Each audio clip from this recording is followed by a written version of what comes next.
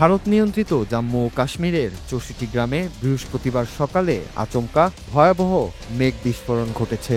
অল্প সময়ের মধ্যে আকাশ থেকে নেমে আসে ভারী বৃষ্টি এবং নিম্নাঞ্চলের সবকিছু তলিয়ে যায় পানির তলায়। স্থানীয়রা আতঙ্কে ছুটতে থাকেন, রাস্তাঘাট ধসে পড়ে আর আশেপাশের পরিবেশ মুহূর্তের মধ্যে পরিণত হয় ধ্বংসস্তূপে।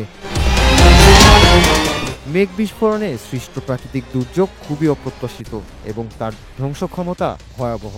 স্থানীয়দের উদ্ধার করতে ছুটে আসেন উদ্ধারকর্মীরা। খবর অনুযায়ী এখন পর্যন্ত ৩৪ জনের মৃত্যু নিশ্চিত করা হয়েছে এবং ২০০-রও বেশি মানুষ এখন পর্যন্ত নিখোঁজ রয়েছেন। আহত অবস্থায় হাসপাতালে আনা হয়েছে অন্তত ৩০ জনকে। হাসপাতালে মানুষজন একসাথে জড়ো হয়ে প্রিয়জনের খোঁজে উদ্বিগ্ন।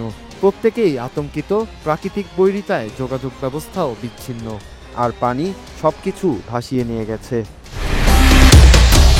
জম্মু কাশ্মীরের মুখ্যমন্ত্রী ওমর আবদুল্লাহ ঘটনার খবরকে মর্মান্তিক আখ্যায়িত করেছেন। কিস্তোয়ারের বিভাগীয় কমিশনার জানিয়েছেন ৩৪টি মরদেহ উদ্ধার করা হয়েছে এবং আরও মরদেহ পাওয়ার আশঙ্কা রয়েছে।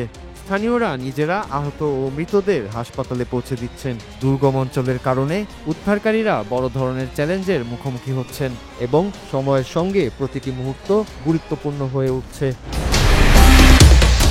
কেন্দ্রীয় সরকার দ্রুত সাহায্য পাঠানোর প্রতিশ্রুতি দিয়েছেন। প্রধানমন্ত্রী নরেন্দ্র মোদী প্রয়োজনীয় সব সহায়তার ব্যবস্থা নিশ্চিত করেছেন। সম্প্রতি ভারতের উত্তরাখণ্ডে একই ধরনের মেঘ বিস্ফোরণে বহু মানুষ হতাহত হয়েছিল।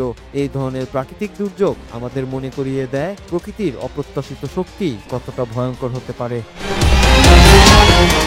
নূর Raju, Bangla TV news desk.